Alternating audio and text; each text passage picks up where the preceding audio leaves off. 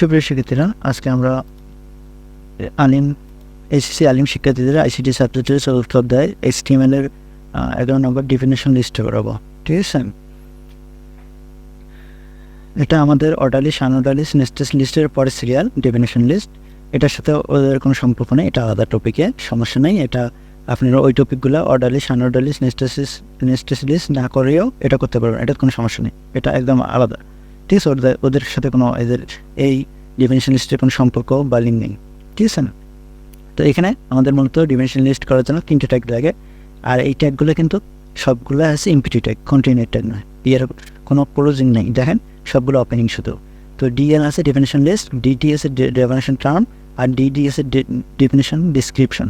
তো এখানে এই লিস্টটা তৈরি করার জন্য আপনাকে শুরুতে ডিএল ব্যবহার করতে হবে। ঠিক আছে, অর্থাৎ ডেফিনেশন লিস্ট তৈরি করার জন্য ডিএল, এই ডিএল দেওয়া প্রকাশ করা হয় ডেফিনেশন লিস্ট। ঠিক আছে, তারপরে এখন এখানে দেখেন একটা শিরোনাম, একটা বর্ণনা, মিলিকটা আসলে কীভাবে ব্যবহার করা হয় সেটা এখানে দেওয়া আছে। তো মিলিকটা মূলত এটা কি, যে হোয়াইট কোল্ড ড্রিঙ্ক, এটা একটা সাদা পানীয়। ঠিক আছে,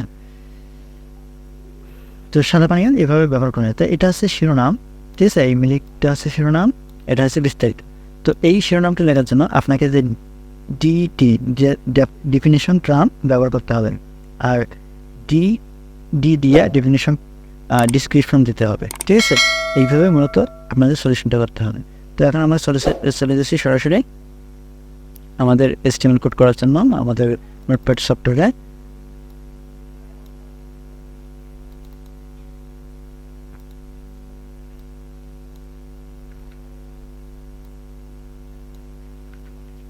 এখানে আমরা দেখলাম ডেফিনেশন লিস্ট,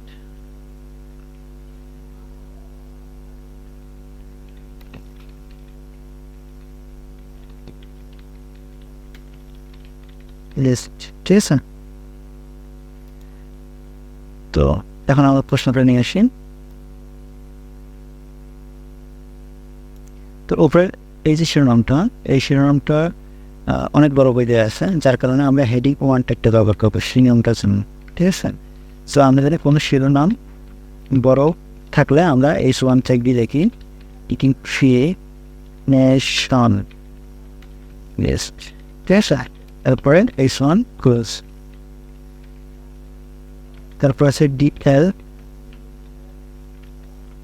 এখন ডিটি ডেফিনেশন টার্ম, এখানে প্রথমে কি মিলিক, MILK মিলিক, তারপরে ডেফিনেশন ডিসক্রিপশন ডিডি, এটা হচ্ছে white cold drink, DRINK cold drink. ঠিক আছে, তারপরে আবার ডিটি, আর ডিএন আর লাগবে না, শুধু একটা কোডিংয়ের ক্ষেত্রে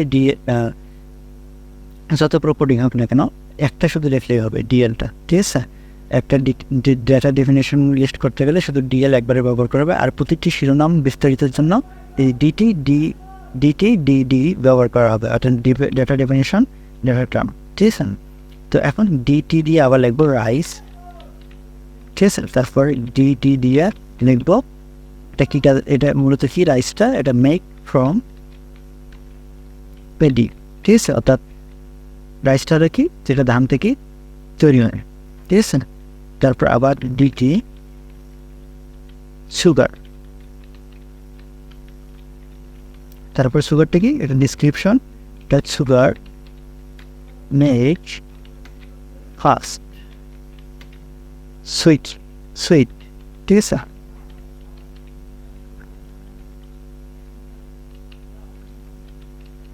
সুইট। ঠিক আছে, মিষ্টি সুগারটা কি, এটা তৈরি করে জাস্ট মিষ্টি। ঠিক আছে, বা মিষ্টি জাতীয় এরকম কিছু। তারপরে ডিটি ডেফিনেশন টার্ম সল্ট, তো এটা কি কাজ, কি সল্টটা কি, এটা ডিসক্রিপশন বর্ণনা দিতে হবে যে এটা সল্টটা কি আসলে। সল্টটা হলো সল্ট মেক টেস্ট, সল্ট লবণাক্ত যেটা তৈরি করে সেটাই। তারপর আবার ডেফিনেশন, আবার আর একটা আছে পটেটো, ডাটা ডেফিনেশন, এটা আছে এ ভেজিটেবল। ঠিক আছে, এইভাবে লিখতে হবে। তো এখানে ডিএল কিন্তু আমি আবার বলতেছি শুধু একটাই হবে ডিএল, আর প্রতিটি শিরোনামের জন্য ডিটি আর বর্ণনার জন্য ডিটি। এইটা হচ্ছে ডেটা ডিফিনেশন আর ডেটা টার্মের কাজ। তো এখন আমরা সেট করে দেখবো যে এটা ফলাফল আসে কিনা। ঠিক আছে, এরকম যতগুলো বর্ণনা আর শিরোনাম বর্ণনা থাকবে না কেন আপনার একটা করে লিখতেই থাকবেন। ঠিক আছে, ওই সবগুলো মিলিয়ে 3টে ট্যাগ দিয়ে হবে, আর কিছু নেই।